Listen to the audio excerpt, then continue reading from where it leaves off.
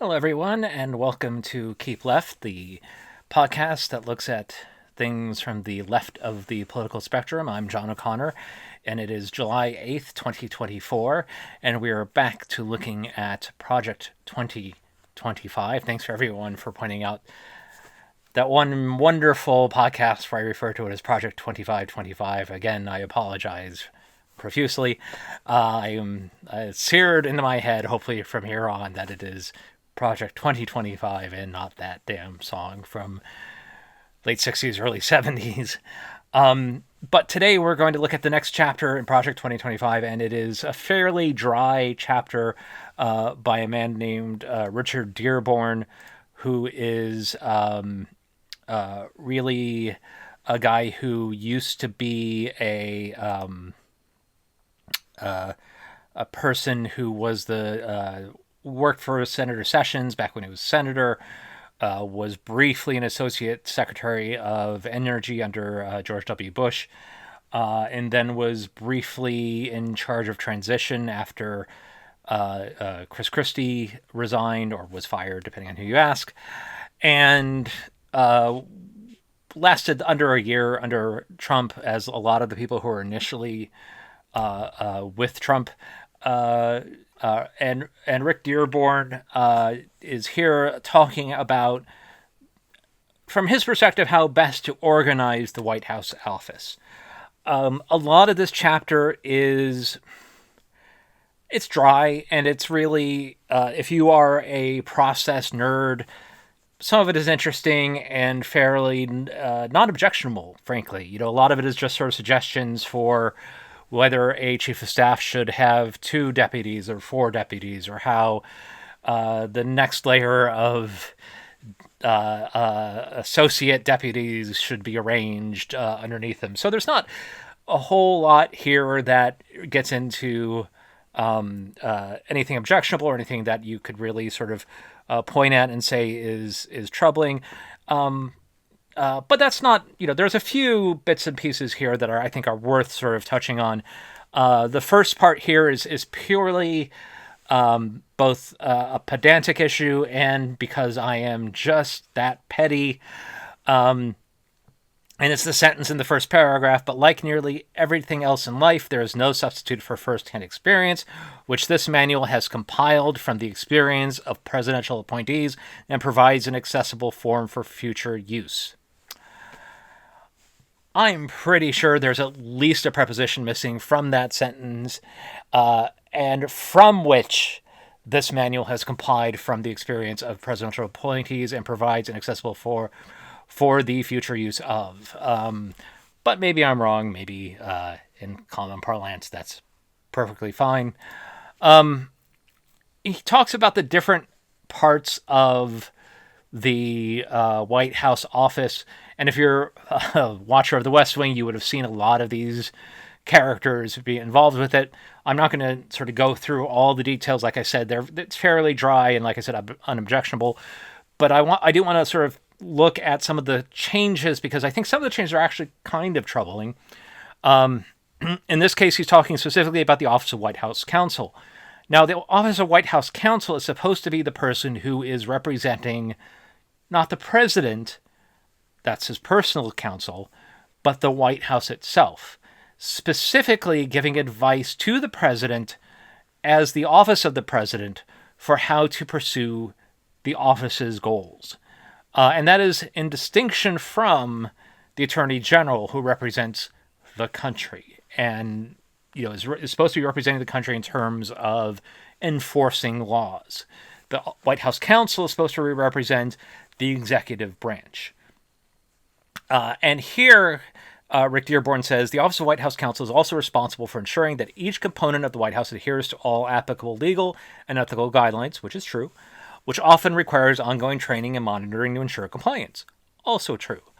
This means ensuring that White House counsel staff regularly consult with office attorneys on required financial disclosures, received gifts, potential conflicts of interest, and other ethical concerns. Also all true, and one could argue something that was not exactly followed during the Trump administration. The Office of White House Counsel is the first line of defense for the EOP, the Executive Office of the Presidency. It's an odd way of looking at it, but yeah, that's probably a fair statement. Its staff must take seriously the duty to protect the powers and privileges of the president from encroachments by Congress, the judiciary, and the administrative components of departments and agencies. That last sentence there is particularly interesting because I'm not sure that's correct. As the person who is supposed to be representing the president, the office of the president, I don't think that's their job. I think their job is to follow the law as it's set out and to make sure the president doesn't disobey the law or violate their oath to the Constitution. So if they're supposed to, say, provide documents that are required, then they should ask the president to do that. That's that is not necessarily part of to go beyond that. Like those are different fights. Nevertheless, I think we could sort of fight. I think people of good faith can argue about those things, but nevertheless, I think that is something that you definitely want to be careful with when talking about these things. Here again, we're still talking about the Office of White House Counsel, what their jobs are, the legal support staff and so forth. And then they talk about subordinates, that they should be deeply committed to the president's agenda and see their roles helping to accomplish the agenda through problem solving and advocacy. Again, when you're legal counsel to the president, you're not in a policy position. You're in a legal position. Your job is not necessarily to advise your president on how to, pursue a particular policy. Every department has their own attorneys to help with that. Your job is, strictly speaking, to advise the president on the executive branch's pursuit of different things, whether they can sign a law that is going to be constitutional, whether they can accept gifts, whether they can talk to different people. But then this other sentence, they should not erect roadblocks out of an abundance of caution. Rather, they should offer practical legal advice on how to promote the president's agenda within the bounds of law. Now, I think that is a rather interesting way of approaching a lawyer's job. As a lawyer, and I'm a lawyer, I would say that a good chunk of your job is to try to keep your client out of trouble in the first place. Particularly when you're an in-house counsel, which is what essentially a White House counsel is, your job is to prevent problems before they happen. Your job is to put roadblocks up. Your job is not to promote an agenda per se. Your job is to say, hey, I know you want to do this thing, but what this thing is illegal and will cause problems down the road. Now, you may suggest other ways of achieving that end that are legal, and you write that in your memo to the president or whatever your report is. But your job is to do roadblocks, or at least speed bumps, so that people know what the possible problems are going forward. Your job is to be the abundance of caution. And so it's a sort of remaneuver and reposition an attorney's job as promoting an agenda, I think is a total misclassification of what an attorney should do. And by the way, as far as I can tell, Mr. Dearborn is not an attorney. Again, this comes back around. The White House counsel should function more as an activist, yet ethical plaintiff's firm that advocates for its client, the administration's agenda. Again, that is not your client. Your client is not an agenda. Your client is the person sitting in the Oval Office. And yeah, within the limits imposed by the Constitution, the duties of the legal profession. But if you're saying that you should be an activist for an agenda, you do not understand the duties of the legal profession. And then we get into some particularly problematic suggestions here.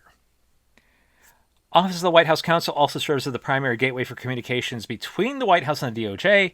Traditionally, the White House Counsel and Attorney General have issued a memo requiring all contact to occur only between the office and the AG or Deputy Attorney General levels. And then he proposes that the next administration should re-examine the policy and determine whether it should be more efficient or more appropriate for communication to occur through additional channels. Now, the reason this is done is because there are times when the Attorney General has to investigate the executive branch. And the Attorney General is supposed to be independent of the President. The Attorney General is, as I said before, the nation's attorney. It represents the entire nation. It is supposed to be independent. And while it's true that the president does ultimately appoint the attorney general and can, ask for the resignation and fire them, nevertheless, ultimately, the attorney general is supposed to have the independence to be able to say, hey, Mr. President, or Mrs. President, you are doing something wrong, or your chief of staff is doing something wrong, or, Deputy Secretary so-and-so, or the guy who works in the mailroom, or what have you, that whoever they are doing something incorrect or possibly illegal, and we are going to investigate that. And talking and having an open level of communication with the Office of White House Counsel can result in problems, not just for issues of confidentiality, but also just in terms of it doesn't look good, right?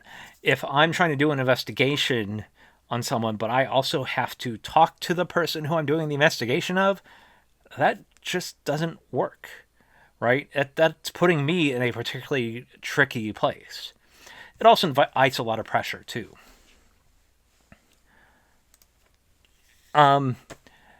There's also this idea that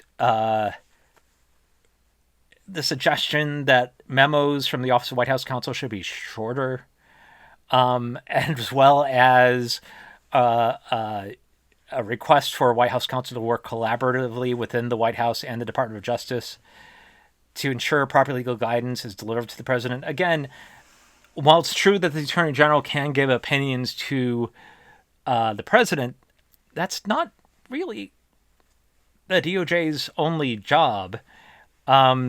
And that's only in certain circumstances regarding implementation of laws. White House Counsel has a completely different job with respect to the president. So the scope of collaboration should be very different. The Attorney General is not supposed to be the president's lawyer. That's mostly what the White House Counsel does. They move on to talk about the Office of Communications. Again, not a lot there that is particularly controversial, except there's this odd sort of sentence that's tucked away here, which says that there's no legal entitlement for the provision of permanent space for media on the White House campus. And the next administration should re-examine the balance between media demands and space constraints on the White House premises. In short, maybe we should kick the White House press pool off the White House grounds. To be fair, the White House press pool wasn't always on the White House grounds. Where the press pool used to be the White House pool. But, that seems fairly punishing. How dare the White House press be antagonistic towards us? Therefore, we're going to kick you out of the grounds. It's just sort of weird.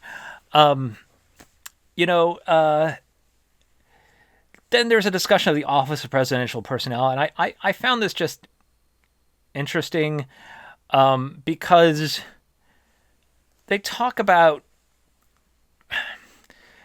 let's see if you read through this and have the same sort of issue I had with it, which is, appointees in the entry-level jobs have brought invaluable energy and commitment to the White House and have proved to be the farm team for the conservative movement. Okay? Office of Presidential Personnel is responsible for identifying potential political personnel by fielding resumes and adjudicating requests from political actors, vetting by conducting political background checks and reviewing any clearance and fitness assessments, making recommendations to the president, to other appointment authorities, identifying programmatic political workforce needs early, identifying, maintaining a strong relationship with the Office of Personnel Management, training, connecting political personnel, playing bad cop for firing purposes and hiring purposes, and serving as a personnel link, not a personal link, a personnel link between conservative organizations and the executive branch, i.e., hey, let's bring in people from conservative organizations into the executive branch. Just bring over those resumes. Look how little in that list is about qualified people. Notice how very little of that was the best and the brightest. It was all the right thinking sort of people, the right politics. Don't send us your smartest and most capable. Send us your most conservative. Send us your most connected. Send us the people who are the right sort. Maybe the white sort, I don't know. But I just found that very interesting that throughout that whole list, it's all, political people and who are recommended by the right people and connecting people and not, the good people, the right people.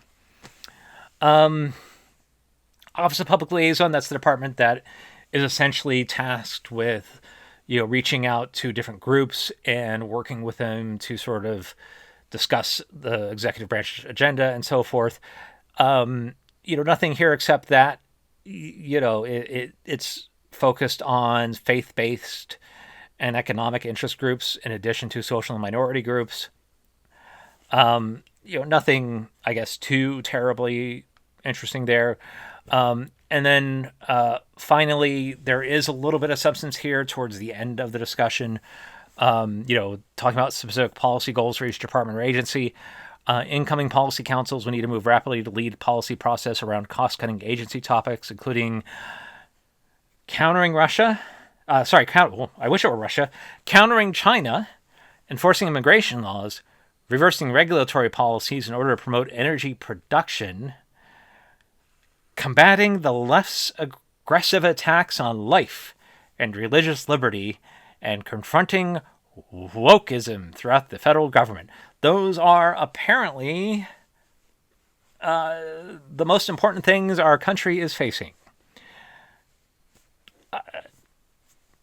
China, immigration, too many regulations. Apparently our water is too clean, our air is too pure. We're obviously anti-life and anti-liberty and too woke. That's what we're facing, folks. Those are the important things that the left are obviously trying to stop the conservatives from doing? ?